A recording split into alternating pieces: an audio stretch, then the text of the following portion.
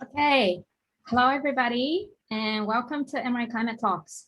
My name is Eri Saikawa, and I'm an associate professor of environmental sciences and the director of science policy and community engaged research at the Resilience and Sustainability Collaboratory at Emory University.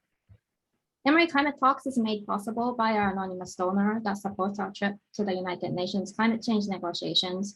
And Emory Climate Talks is in partnership with the Department of Environmental Sciences and the Resilience and Science Sustainability Collaboratory at Emory University. Some of you might be joining us for the first time, and so I wanted to talk about some logistics.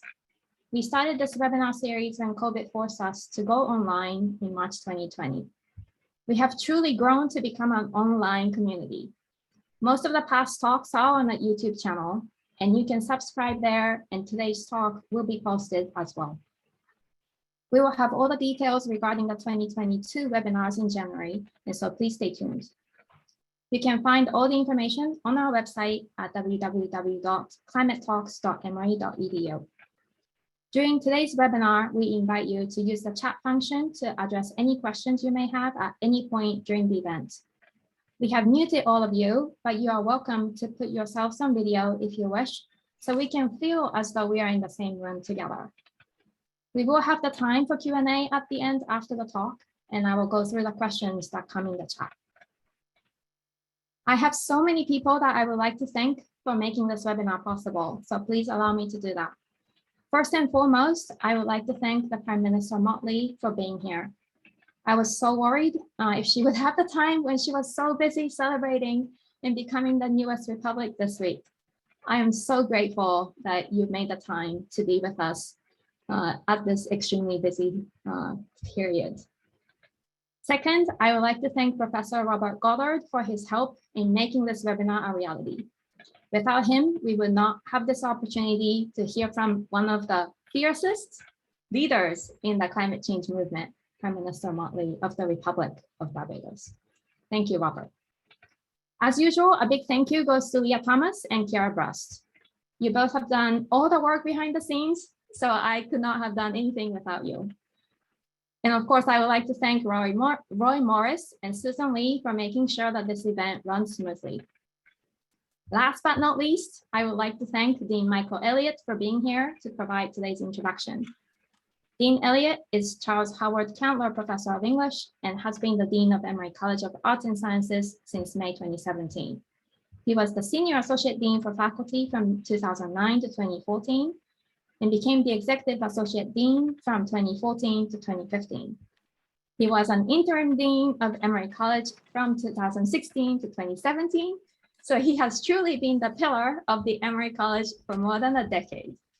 Dean Elliott has a BA from Amherst College and PhD from Columbia University, and he's an author of 2 books, a co-editor of 2 others, and his research focuses on the literature and culture of the US from the mid-19th to early 20th century. He has numerous awards, and I can continue going on, but I would like to give the floor to Dean Elliott so we can get started on this very special webinar.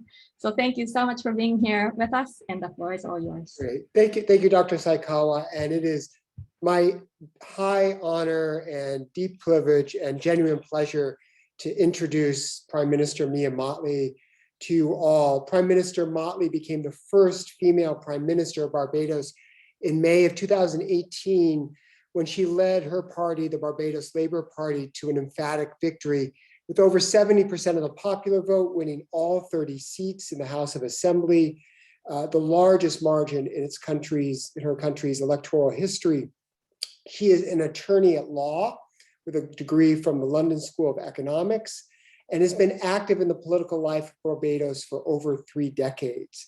She served as in the cabinet between 1994 and 2008 in 3 successive positions, first as Minister of Education and Culture, then as Attorney General and Minister of Home Affairs, and then as Minister of Economic Affairs, and then became Deputy Prime Minister. There are so many titles and accomplishments that she's accumulated over the years. And this week, in addition to coming to Emory Climate Talks, she can celebrate something even probably more momentous, which is continuing the trajectory of independence for her country by establishing Barbados as the world's newest republic. in a dramatic handover ceremony that took place at midnight on Monday of this week. A truly remarkable and historic accomplishment for both Barbados and the global history of empire. It was really something to watch. We are so proud to have Prime Minister Mottley with us here today because she has been such a fierce and visible leader on the topic of climate change, an issue that brings us all here together today and that joins Emory University with the country of Barbados in our commitment to social global justice, justice that is required especially for a country like Barbados that is on the precipice of and the edge of experiencing climate change in a very real and dramatic way. Emory University, since 2014, has sent delegations with observer status to the United Nations Framework Convention on Climate Change. And this year in Glasgow at COP26, our delegation had the opportunity to watch the dramatic speech of Prime Minister Mottley, a speech that captured the imagination of the world with its vibrant and urgent moral vision, a vision that could not have been more clear in its stakes or compelling in its language, that reminded us at the momentous fork at which we stand, and was joined by an incredibly pragmatic, thoughtful, and very policy-oriented approach to climate change. I know of few other leaders on the world stage that are able to combine that kind of inspirational moral vision with the pragmatic, detailed policy orientation that Prime Minister Mottley brings to climate change. She is truly an inspirational leader, and we are so thrilled to have her with us here at Emory Climate Talks today and to welcome her virtually to Emory University. So please join me in welcoming Prime Minister Mottley. Thank you very much. Thank you very much, Dean Elliott, for that very kind welcome. You got away because I put a ban on long introductions nowadays. But I want to say how pleased I am to be here. It's a very emotional moment for me as well. I want to single out Robert Goddard, who is a very close friend of my brother who passed a few months ago. And his two daughters are Emory, and both of them are on this call now. So in a very real sense, this one is for them. And I mean that sincerely, to Lauren and Emmanuel. I also see some other people who had a hand in helping to raise me, like Cecil and Alula, and welcome, thank you.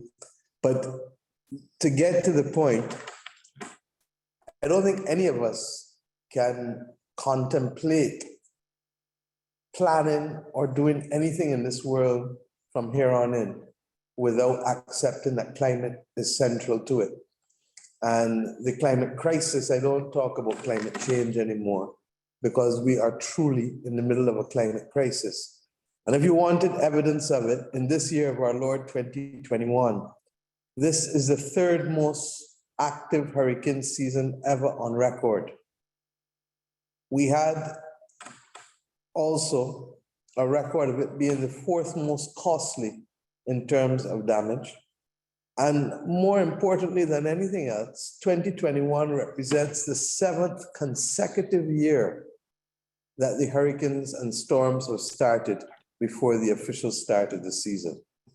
I want to repeat that. We grew up in a country, and Cecil, you would remember this, Robert, you would remember this. June too soon, July stand by, August come they must, September remember, October all over.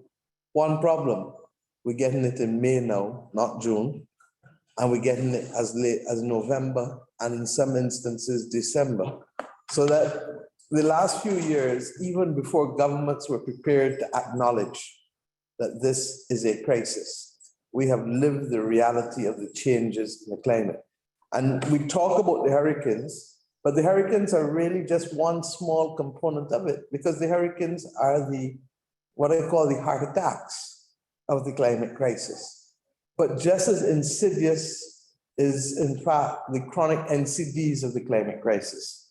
And what are those? That's the drought. That's the saltwater incursions into our aquifers, destroying aquifers forever. That's the coastal erosion. Robert, when you were living here, there used to be 6 men's had houses on both sides. There are no houses on the beach side of 6 Men's Bay anymore. There's some huts selling food, but all of the houses have gone because of the erosion. And we can talk about all of the coastal defense work that our country has been doing for the last, mercifully, we've been doing for the last 25 years. But even with that, we continue to see the impacts of coastal erosion and the destruction of coral reefs. My 2 nieces who are here, they don't know anything about cobblers. But when we were kids, we would go to the beach and we'd have to watch stepping on cobblers and what you had to do to get the cobblers out of your foot, which I won't repeat now. But the bottom line is that the marine life has changed completely in a generation. So that for us, this is real. And this is the point we've been trying to drive home. And when you start to look at what is being asked of us as small states, you begin to recognize the immorality of the position that small island developing states find themselves having to face. We didn't cause this crisis. We are not the ones contributing to greenhouse gas emissions in the way that has led to this crisis. But we are on the front line of paying for it. Much of what you see as highly indebted countries hasn't come about because of profligacy and corruption. A large part of it has come about because we've had to keep up with a number of things, one of which is hugely related to climate. Another one arguably relates, yes, to the WTO and the destruction of our domestic productive sectors in manufacturing and agriculture, because once you have one-size-fits-all rules and once you all of a sudden don't have the benefit of non-tariff barriers or the benefit of tariffs that you can legitimately defend, then those sectors can't survive when they have to compete against larger countries who have scale and who may have access to cheaper fuel to do what they're doing. Similarly, after 9/11, all of the regulatory frameworks that were imposed, irrespective of the threats on countries, has also led to this increased debt. So here you find small island developing states, highly indebted, but facing the worst crisis of our independent lives. But as if that were not enough, it comes on top of a pandemic that's been going for 23 months. So that it is, and Barbados this year tells the story. What happened in Barbados in 2021 tells the story perhaps very graphically. We are facing our worst pandemic in 102 years, just like you are. But we're equally facing, and faced this year, the worst volcanic ashfall, not because Barbados has a volcano, because we don't, but from an eruption in St. Vincent 90 miles away. The worst volcanic ashfall in 119 years.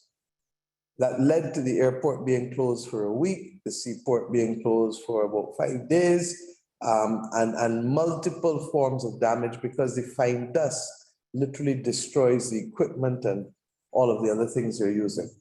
And then thirdly, the first and worst hurricane in 66 years.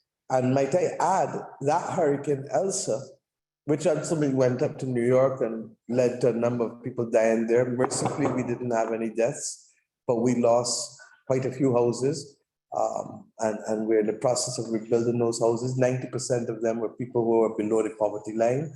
95% of them were uninsured. But that came after a freak storm, and literally, I mean a freak storm, 2 weeks before. I happened to have been up the night at 1:45 reading cabinet papers. And all of a sudden, you heard noises coming from like the bowels of the earth. Normally when we get thunder, it's a clap of thunder from up top. But these were a roaring coming from the bowel of the earth. But worse than that, we had 46,000 lightning strikes in 90 minutes. Now, I want you to even think about what that meant. It meant that you literally had a metallic white outside, worse than a strobe light. That was just constant for 90 minutes.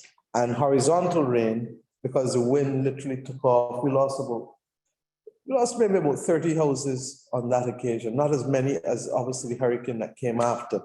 But considering there was no warning, nothing like that, that is not something that, Robert, you would ever have been accustomed to, Cecil, you would ever have been accustomed to growing up in Barbados.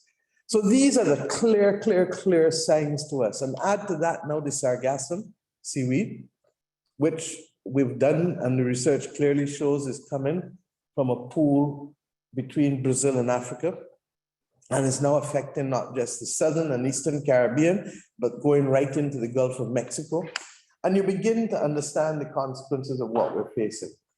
Impact, I talked about 95% of those who are uninsured. Why? Because for many, the cost of insurance is just now simply out of reach. And when you start to carry that to its logical conclusion in terms of enterprise and hotels and those who are literally on the coast, you begin to understand that persons can't access the normal banking system without some level of insurance being required of them. And therefore, what then happens to entities when they can no longer afford? It is for this reason that when we were restructuring our debt, when we became the government, within 1 week of becoming the government, we announced the suspension of our debt payments, largely because we were at the time that we became the government, the third most indebted country in the world in terms of debt to GDP per capita at 177%. We had 4 weeks of foreign reserves, and we had, on the 1st of June, when I announced it, was the beginning of the formal hurricane season. And we had a debt payment to make within 2 weeks of coming to government that would have reduced us to 2.5 weeks of foreign reserves. I'm happy to say that we were able to renegotiate, restructure our debt, complete all of that by the beginning of December 2019. Not would, thank God, had we not done that, God knows where we would be today, because within a month of completing that, the pandemic came.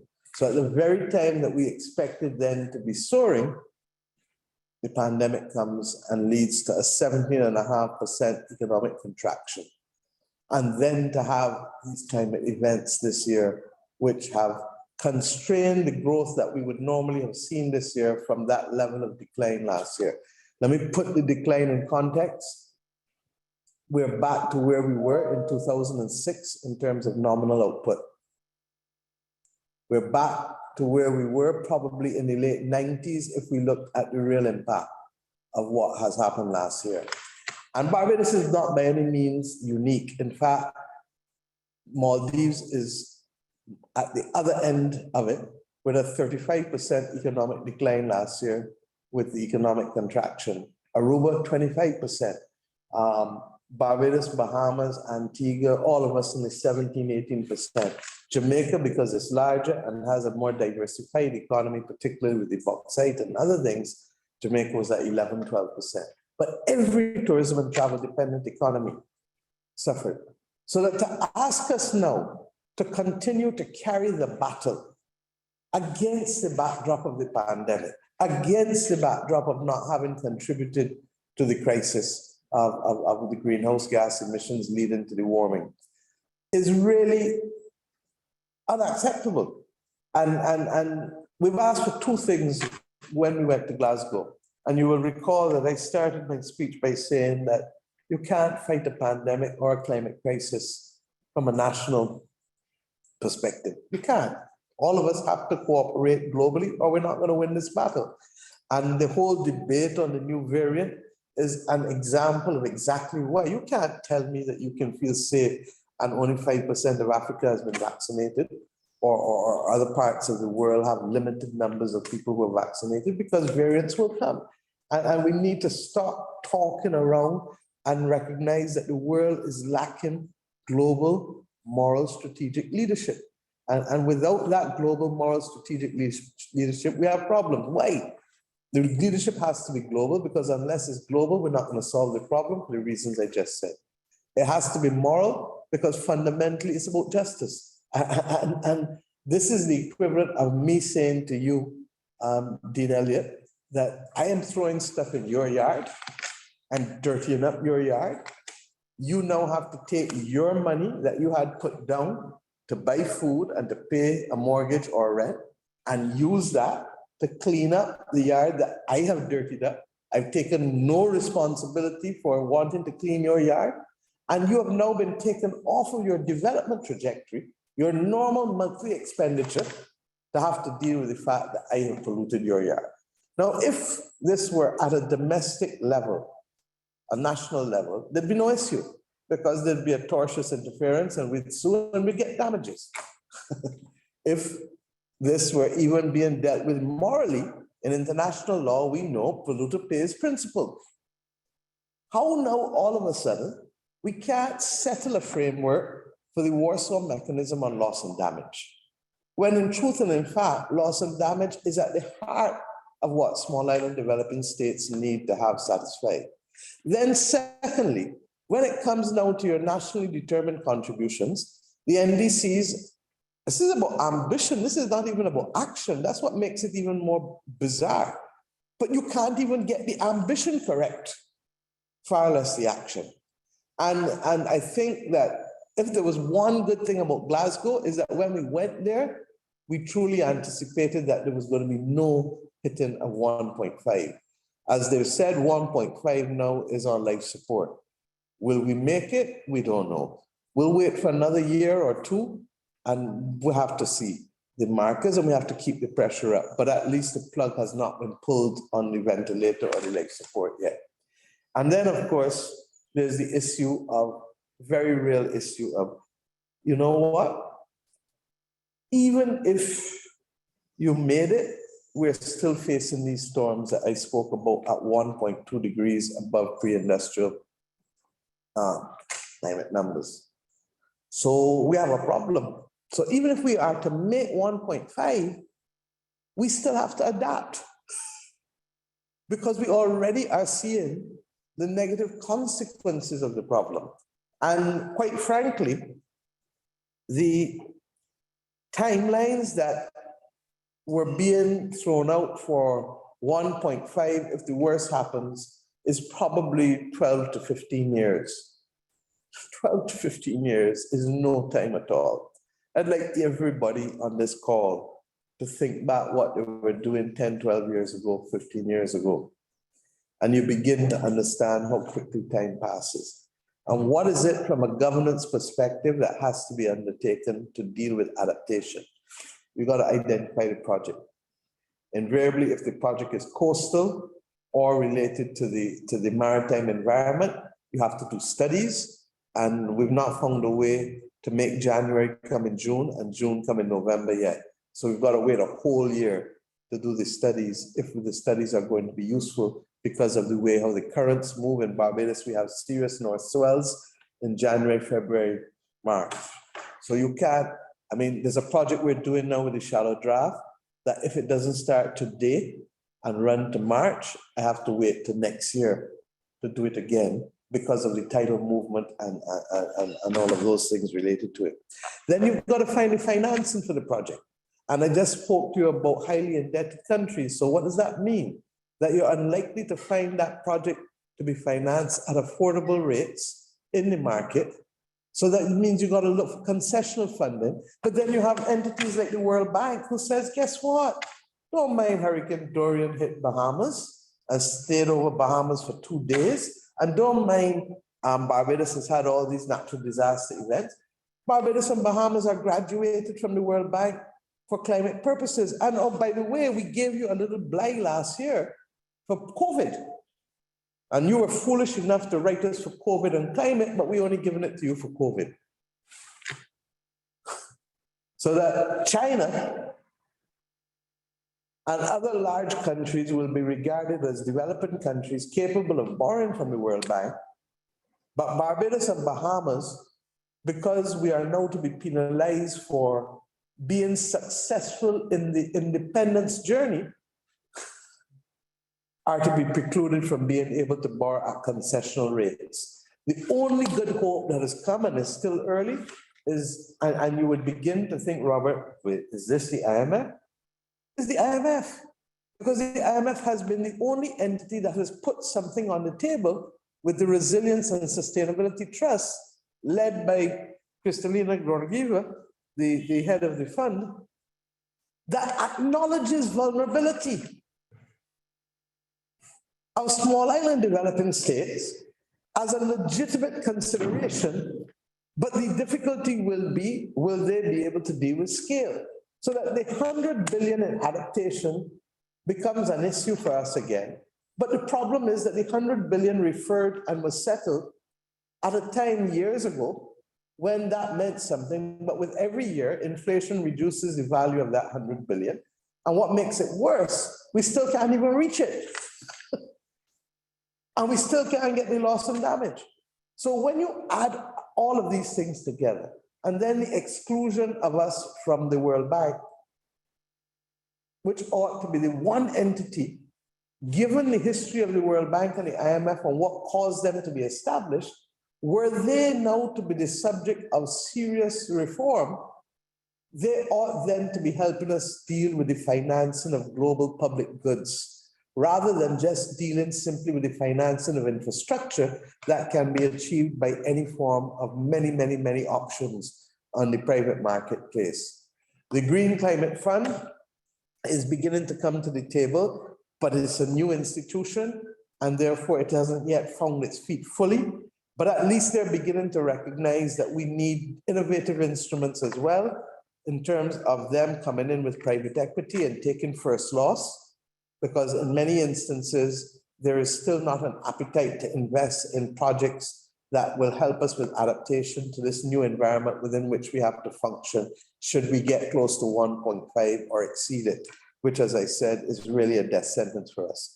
They're also looking at guarantees, which are critical as well, so that we need to look outside of the box, because if we were going to just take debt, then we wouldn't be able to pursue any aspect of the Sustainable Development Goals anymore, the SDGs.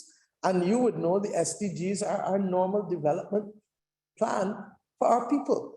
So we have reached a point where the world needs to ask itself some questions. They don't have to help. Of course they don't have to help. But guess what happens when they don't help?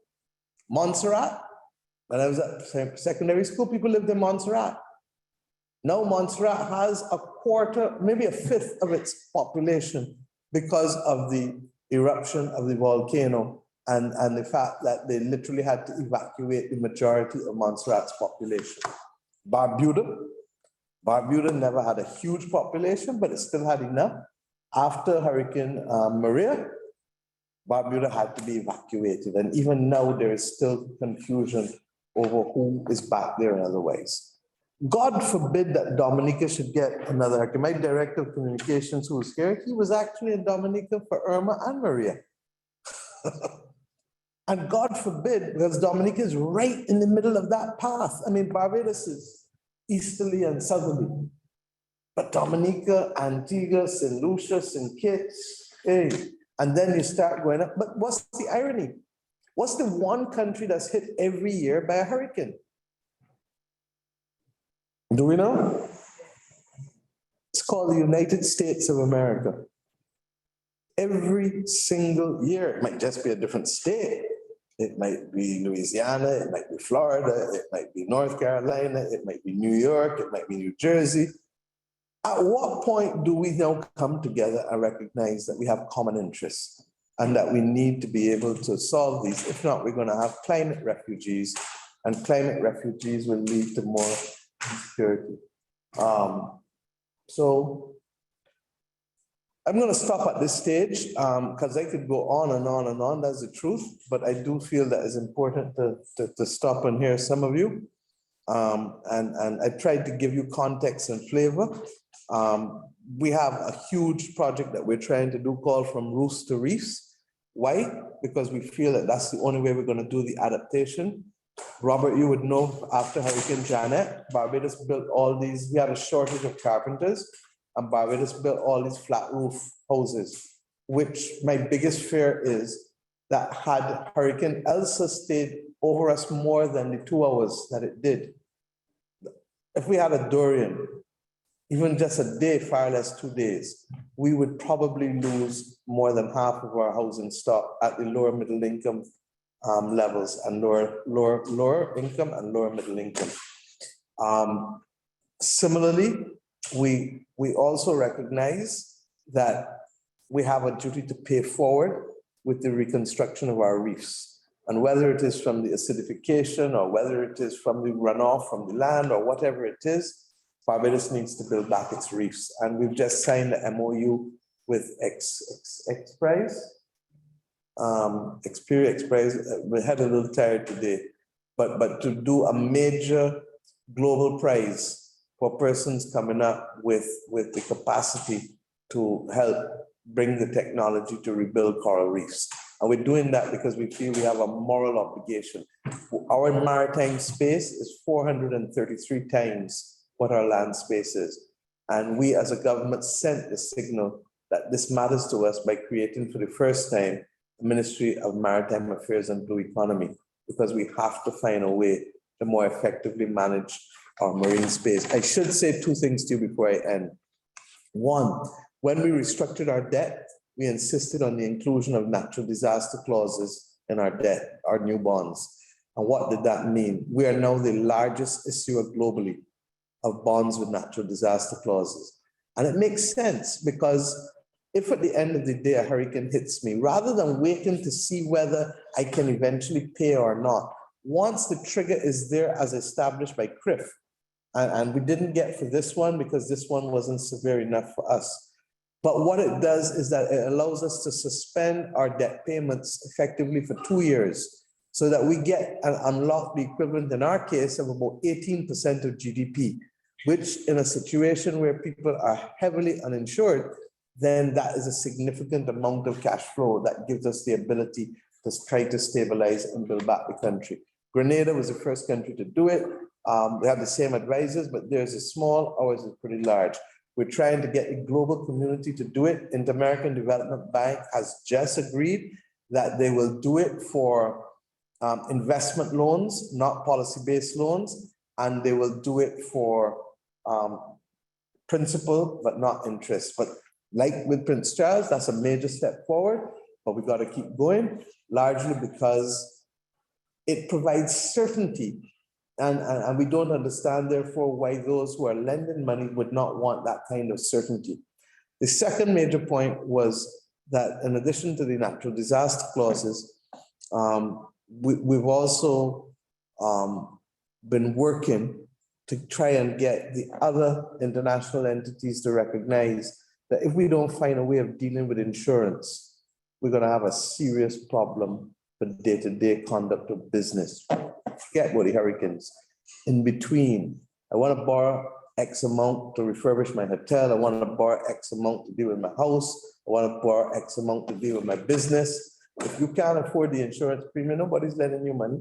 So we have serious issues there. And that's why we say a lot of the money has to be grant and not just simply loans to be able to help us stabilize the situation. I'll stop at this stage, as I said. Thank you. Great, thank you so much. We're already getting quite a few questions. So I would like to start with the first one that came. And everybody online, feel free to put the questions in the chat box.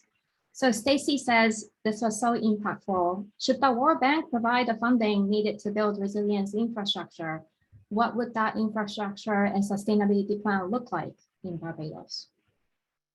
I'm not sure that I'm understanding you clearly, but you said that if the World Bank provides the funding to build the infrastructure, what would it look like in Barbados? Yeah, I was talking about the Roofs to Reefs project. There are a whole host of things that we need to do. Let me start with water. Barbados, apart from the crisis that has been occasioned by droughts, we have a groundwater crisis globally, not just Barbados. And Barbados is already one of the 15 most water scarce countries in the world. Add to that the fact that all of these former colonies would have had infrastructure put down 120 years ago by the British, by the Spanish, by the French. That infrastructure is now badly in need of replacement because a lot of the cast iron pipes have corroded. Our non-revenue water ranges, in our case, is about 45 to 50%. In other parts of the region, it's as high as 60%. In other words, for every gallon of water you put out, you're losing 50%, 60%, depending on which country you're talking about.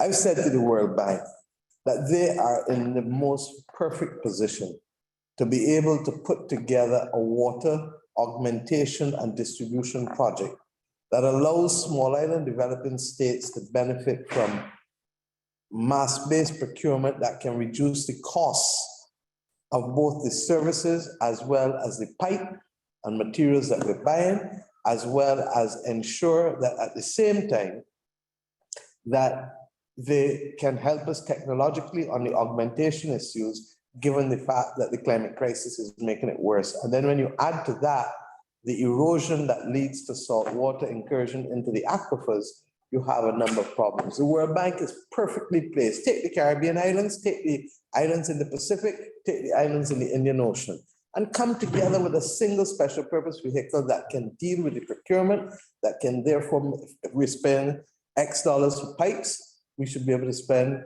X minus 20% or 15% for the same pipes because of the scale that would suddenly be involved.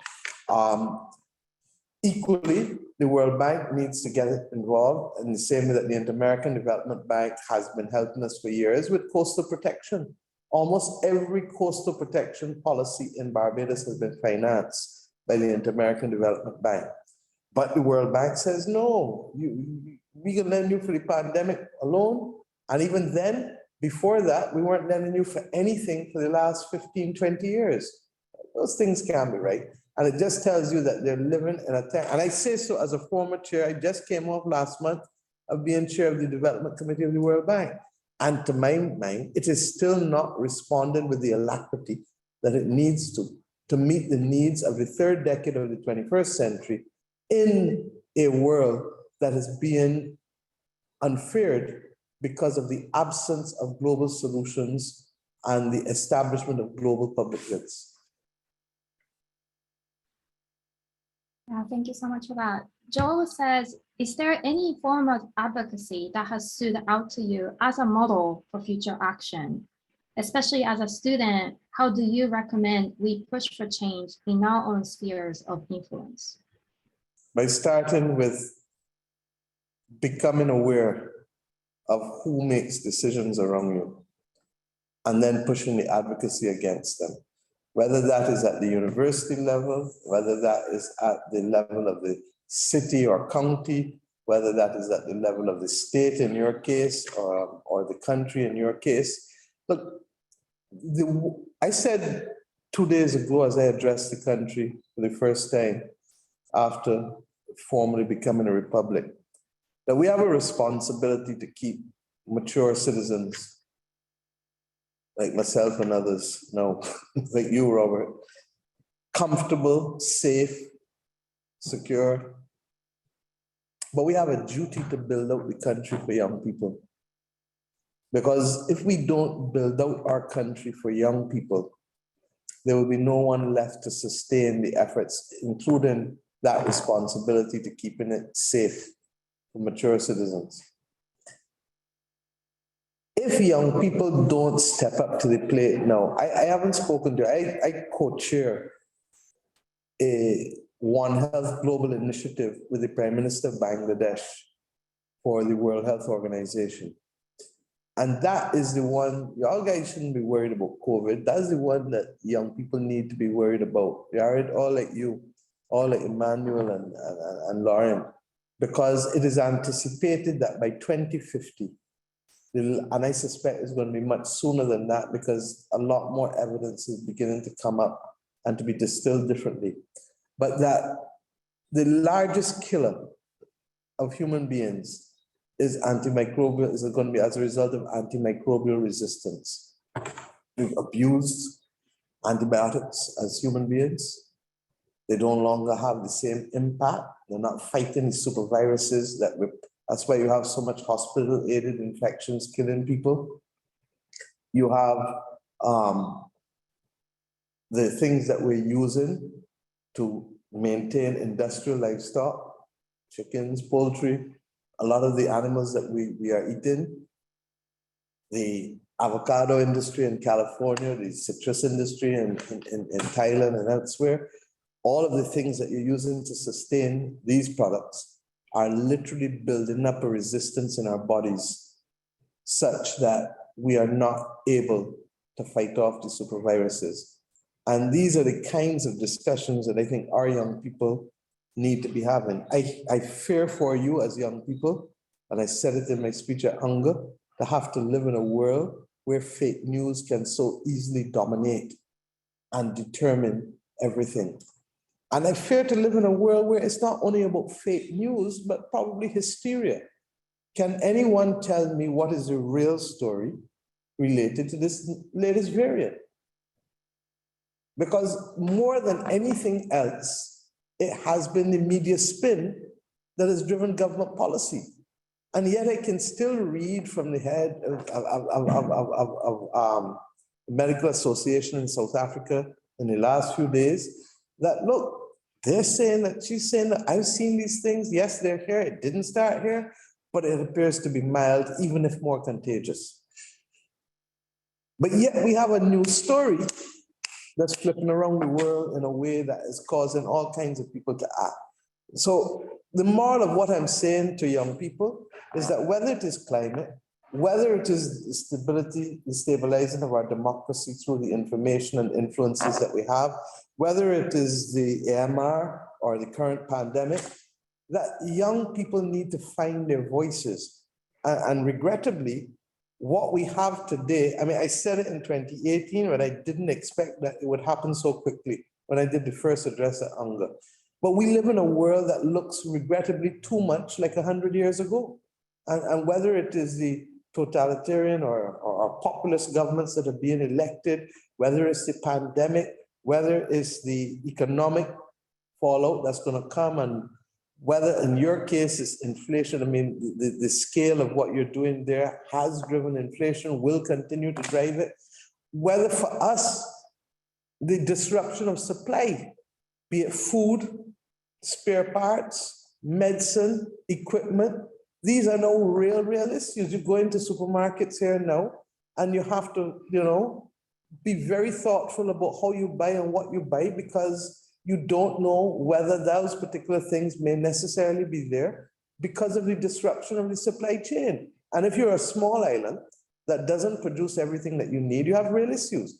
So I feel that our young people need to take responsibility for the life that they want to live 20, 30, 40 years from now, 10 years from now. And if you don't find it within you to rise, to bring out that advocacy, then you're not going to like the world that you're going to have to live in, regrettably. And I say so not from a position of wanting to be right, but from a reality position that we need you now more. The world needs you now more than ever.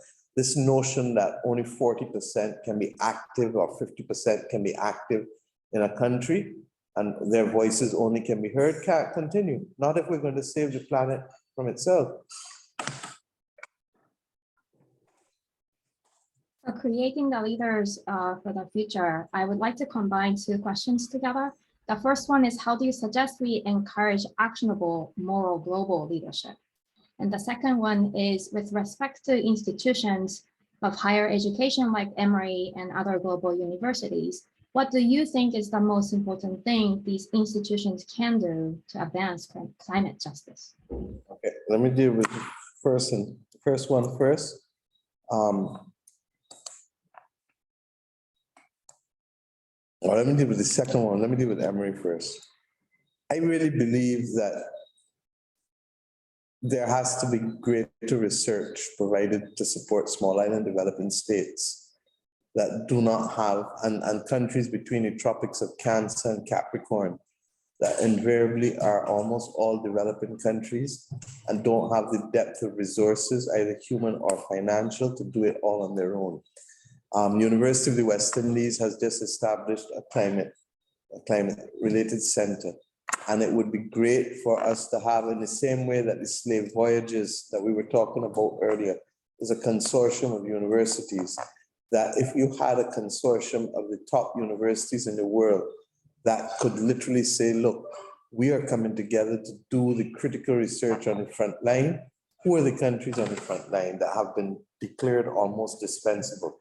One is small island developing states, and the other, as I said, because of how long we've taken to solve the problem, countries between the tropics of Cancer and Capricorn. I mean, look at Mozambique. I mean, you know, look at what's happening in locusts. I didn't think I would hear about locusts. I read about locusts in the Bible, not to hear about locusts in the third decade of the 21st century.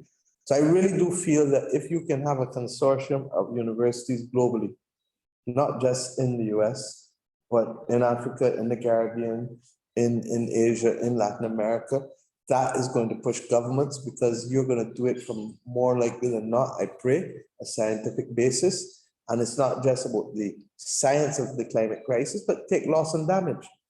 How do you come up with other solutions that can help make sense for us? The first part of the question related to what again?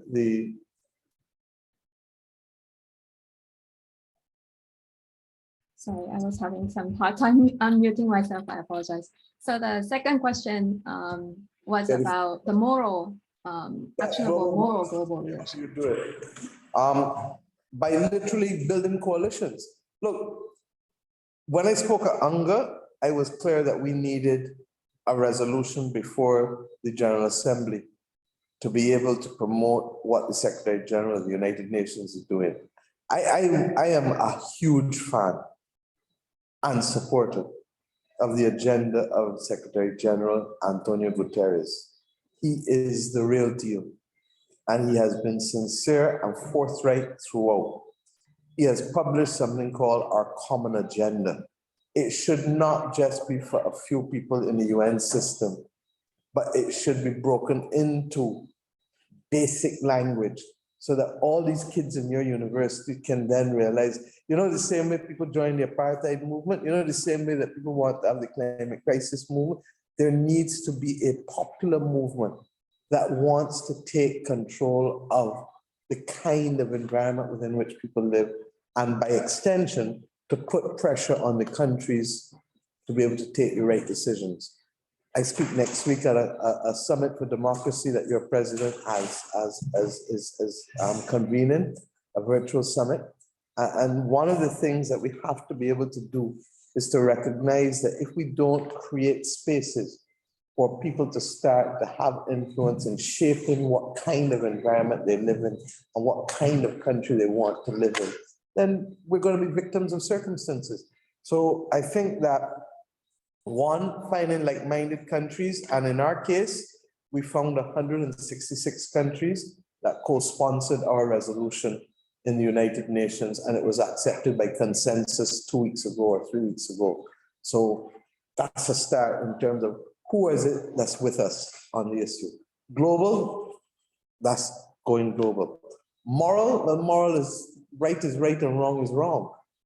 As I said earlier in the example to Dean Elliott, if I am the one polluting his land, then at some point I need to stand up and be accountable for my actions. We tell all of our young people that becoming an adult is about accepting that there are consequences to choices in life. But the consequences also to choices for countries too, not just individuals, not just young people. And then strategic, because there are other battles, yes, that we could be fighting. And I would love to fight them. I'd love to put reparations at the front of it. I'd love to put the elimination of gun violence, and especially, I mean, you've seen what you've had again recently in the last few hours. But as much as those are critical, they can't trump the climate crisis, and they can't trump the pandemic. So that you have to be strategic in the battles that we can choose to fight, because you're not going to get agreement between countries on every issue. Left to me, we should have had a global summit at the beginning of this pandemic.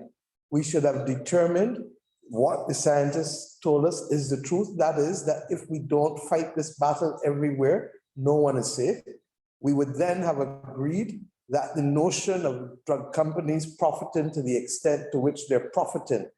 As a country, I can't have a discussion with AstraZeneca, for, what's the other one? Pfizer, Moderna. We've had no discussions with them that have led to any meaningful contractual engagements because we're just too small for them to pay attention to. So we've relied on the generosity first of the Prime Minister of India, then the President of the United States of America, the Prime Minister of Canada, President of Argentina here now, and among ourselves, whatever little we got, as you know, Robert, I got 100,000 and immediately give away 15 the same day, because there's no way Barbados could get, and Guyana, Trinidad, Suriname, Belize, St. Lucia, St. Vincent, Grenada, Bahamas, Jamaica couldn't get. However little, as our priest told us at the church service last Sunday, we used to revel in the days when you had a brown mint and you cut the brown mint in four and everybody took a piece. Now people take a whole bag and wonder, well, what more can I get? So that this notion of morality and what is fair cannot be allowed to be removed from the discussions. And I hope, as I said, that those of us who can gather together on the same principles can continue to drive home the point. And let's be very clear. Going into Glasgow, there were countries who deliberately did not want to be there and who deliberately did not want to be part and parcel of the aggressive solutions. Now, did they go where we absolutely wanted them to go? No, they didn't. But did they move beyond where they were? Yes, they did.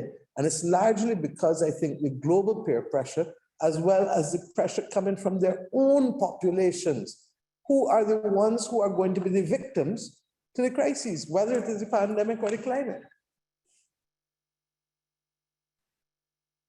Thank you so much for that. There are several questions related to Barbados explicitly, so I'd like to ask you first. Maddie asks, how did Barbados decide on its NDC for the Paris Agreement? What and who are the influential factors in those sorts of specific countrywide decisions? And second, Alex is asking, how does Barbados work together with other developing island nations on the issue of climate change, either politically or developmentally? Okay, second one again first, we are part of the Alliance of Small Island States, and AOSIS does a lot of work together, but we're also doing work with the Commonwealth and other entities, but particularly the Commonwealth. We've been fighting a battle about getting the world to accept that concessional funding should not be on the basis of per capita income, but should be on the basis of vulnerability. Because however strong I may think I am now, if a hurricane decimates me tomorrow as it did Bahamas, then the vulnerability is what determines my needs because of the reality of what I've had to face as a result of my vulnerability. So the Commonwealth has been working with us on that for 30 years, 32 years to be precise. And we're only now beginning to see some level of movement, as I said, through the IMF's establishment of the Resilience and Sustainability Trust. I know what I said from the IMF. IMF is supposed to be dealing with balance of payments issues, not fundamental development challenges. That's why I'm so disappointed in the World Bank. The first question again, sorry, was as it relates to what? About the nationally determined contributions. The NDCs, yeah. With the NDCs, we had to hire consultants to work with local experts to be able to come up with the plans. From a political perspective, we know that we cannot continue to be a part of the problem if we want a solution. So that we were very clear as a government that we have to be aggressive in our ambition and actions. Barbados, for example, has said, look, by 2030, 95%, and the reason why it's not 100% is that you still have to have, I'm told, some level of redundancy with a clean fuel, clean gas bridge. But Barbados basically has said 95% of our electricity must come from renewable energy sources by 2030. We've started that process. Similarly, that 100% of our transport must be fueled by non-fossil fuel sources. And we're also in the middle of that. The buses that we bought electric buses in the middle of an IMF program that are horrendously more expensive than fossil fuel buses, but we felt that principles only mean something if it's inconvenient to stand by them. So we actually have now the largest electric fleet of buses in the region, both from an absolute perspective as well as a percentage perspective. And we'll continue to go in that way. Where we come to only 70% by 2030 instead of higher is because by 2025, we have to review our practices with respect to industrial activity, whether it's the cement plant or the other major industrial things. And we needed more time to be able to do that. But we hope that by 2035, we can be at that point where we want the rest of the world to be. And if we're going to make these kinds of speeches and say these kinds of things, where I come from, you have to walk the walk and not just talk the talk. We've already mentioned this a little bit, but Nithya is asking, considering the disproportionate impact of climate calamities on countries in different parts of the world, what in your expertise is an effective distribution of responsibility with managing the climate crisis and with damage control or prevention policy? Okay, I'm really having difficulty hearing. I'm not sure why. So you may have to speak a little slower. Okay. I'm really having difficulty, sorry, hearing. Okay, I will repeat. Can you hear me okay? Yes, if you go a little slower, thanks. Okay. So considering the disproportionate impact of climate calamities on countries in different parts of the world, what in your expertise is an effective distribution of responsibility with managing the climate crisis and with damage control or prevention policy? Okay, I'm not sure that I understand the question, but suffice it to say that if it is about capacity and ability to respond, none of us have that fully. And that's why in Barbados's case, the Caribbean SEDEMA, which is the Disaster Emergency Management Agency for the Caribbean, is located here. We have had, that's actually where we probably get most of our support from the international community, but even that is still not to scale for what we need. But what it does do is to allow smaller states that genuinely don't have the resources within to be able to benefit from a pooling of resources. We are in deep discussions now with the World Food Programme and with others in order to be able to better preposition stuff at the beginning of the hurricane season as well, so that the resources are not just human, but we also need to make sure that we have tangible resources. When the volcano blew in St. Vincent in April, we literally took almost all of the cots that we had, almost all of the cots we had waiting for the hurricane season. And we just had to send them down to St. Vincent because they had to literally evacuate 2 or 3 villages completely. And there were thousands of people who would have to be able to go into Kingstown, but there was nothing for them to sleep on. We've now decided, because traditionally the countries used to get away with just having 500 cots, 1,000 cots. That's nonsense. We now have to be able to preposition for urgent deployment, significant amounts of materials, cots, generators, etc., which is a lot of tied up capital, but it's just the world in which we live in now. In terms of human resources, that's where I think that, as I said earlier, universities like yourself and other universities that have a strong global outreach or conscience can really, really help. UWI is on the front line here with us, but at the same time, they have limited capacity too. And if we can therefore literally find the best, we would make a huge difference. Now, I want to make this last point, and I said it in the Raoul Prebisch lecture in Geneva back in September 2019, and I'm not a scientist, so I'm prefacing it from that. And I'm not picking on Robert, but if we can solve male baldness, and we can put a man on the moon, I really do believe that the world has not yet found the political will to deal with the climate crisis.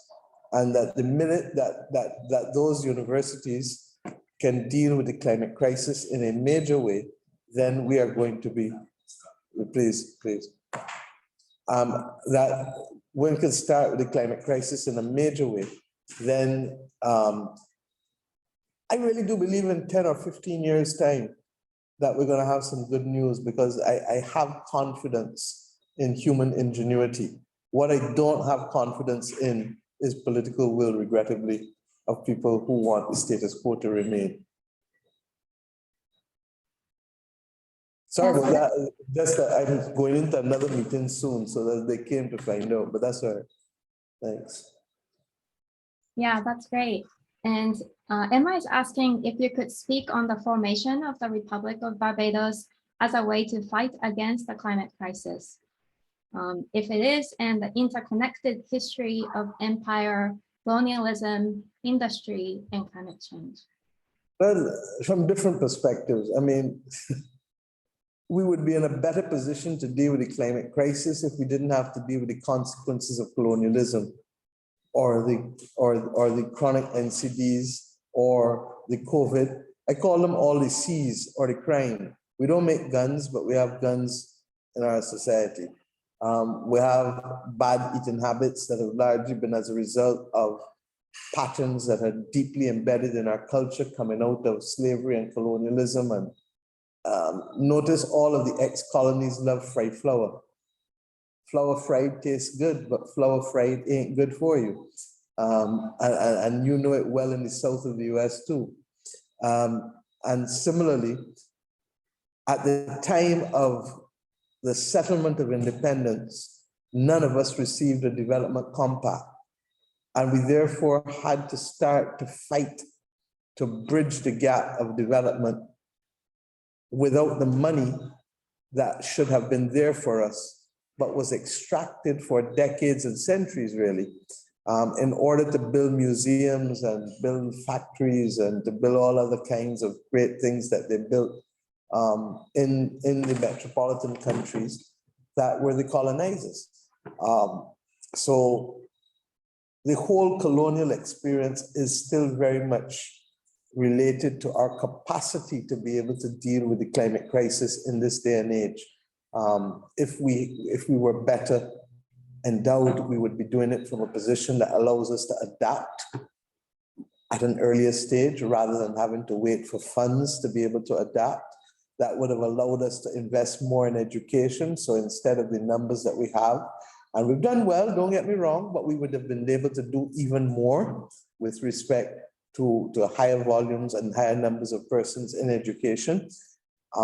And with respect to research, we've had sporadic research. I mean, the research on the Sahara dust has been done here over the last 50, 60 years, I think, with the University of Miami. We've had a new project come up recently that started, what, 2 years ago, Eureka, with the French allies, Germans, and a number of metropolitan countries looking at atmospheric conditions and tidal conditions. So had we a better settlement at the point of independence, we would be in a position to be much stronger and much more capable of doing more in adaptation. Does that mean that we can't fight? No, of course we can fight now. But would we have been in a better position? Absolutely.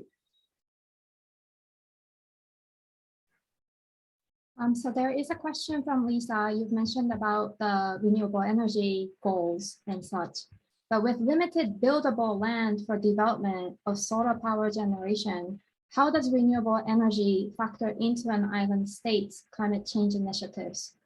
How do you approach obtaining renewable energy with the limited land space? How do we approach using renewable energy where, sorry? Because of the limited amount of land on your island. Okay, it's land hungry. What we've done is that we've said, one, that as it relates to photovoltaic panels, that we are putting conditions for agriculture and food security. on those persons who are doing any kind of photovoltaic farms. We're also looking at offshore wind farms, which is not land hungry. And we're also looking at hydrogen.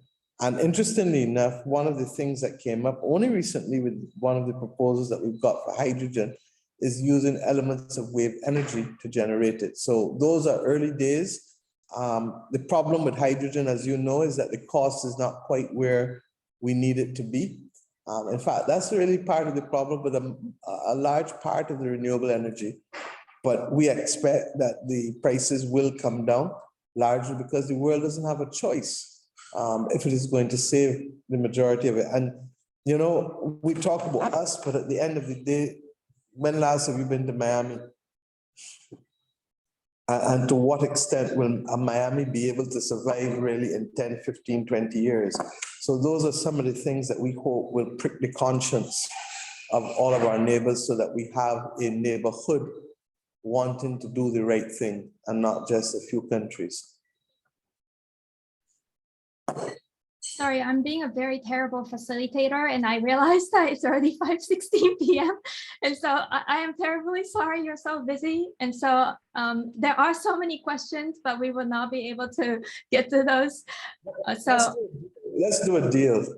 I have to run soon, but I'm more than prepared to do an actual visit to Emory. I promised my nieces that I'm going to come and see them.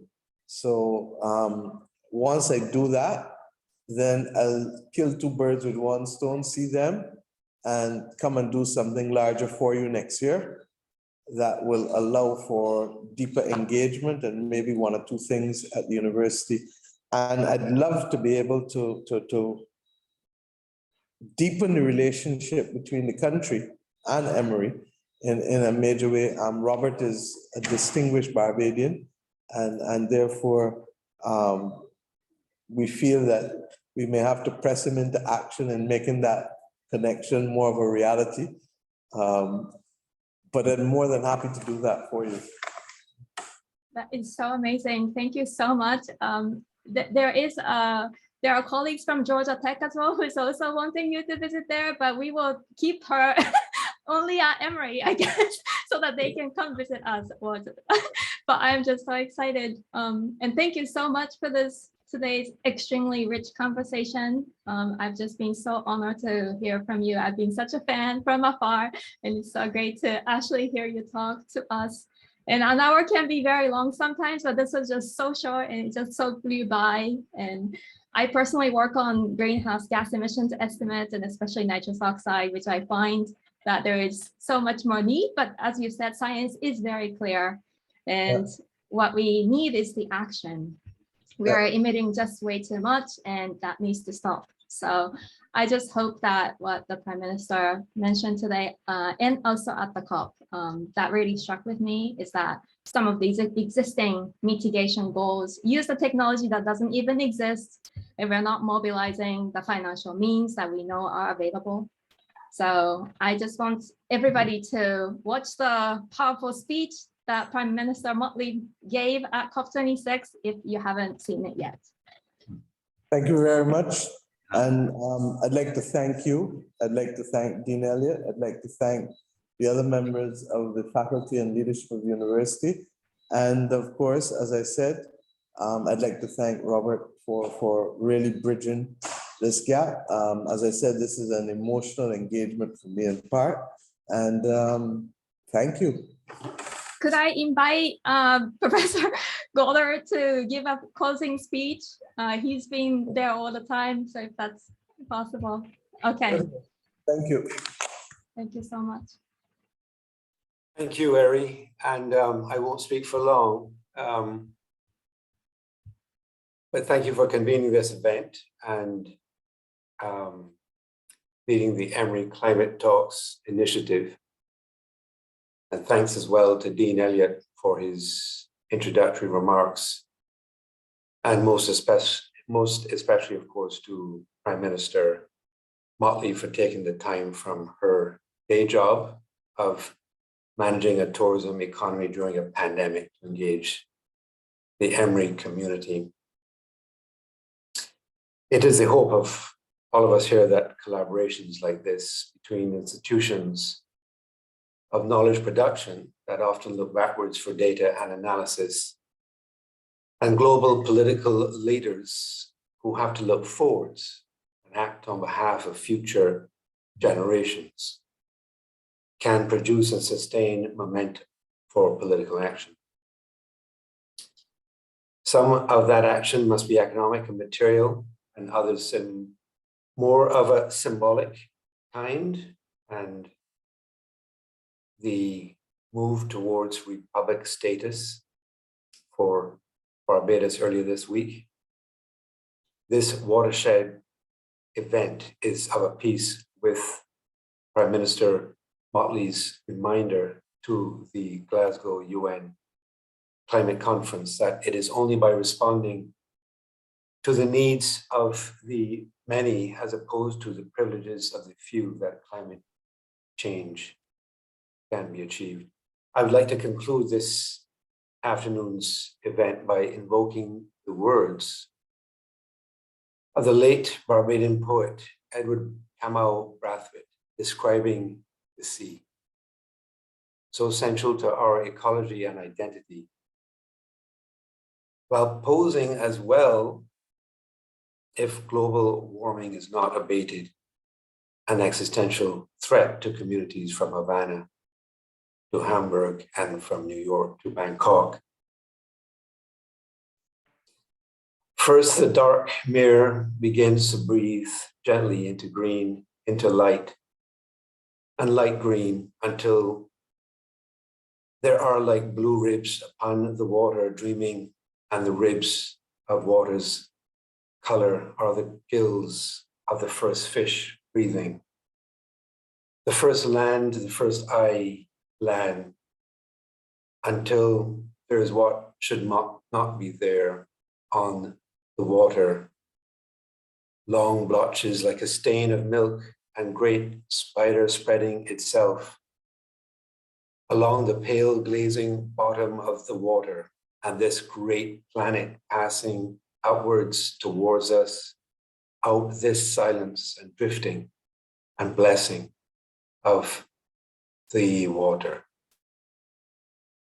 On behalf of Latin American and Caribbean Studies and the Emory community generally, I thank all of you for joining us today, and especially Prime Minister Mottley, and wish everybody a healthy and peaceful holiday season. Thank you. Thank you, Prime Minister.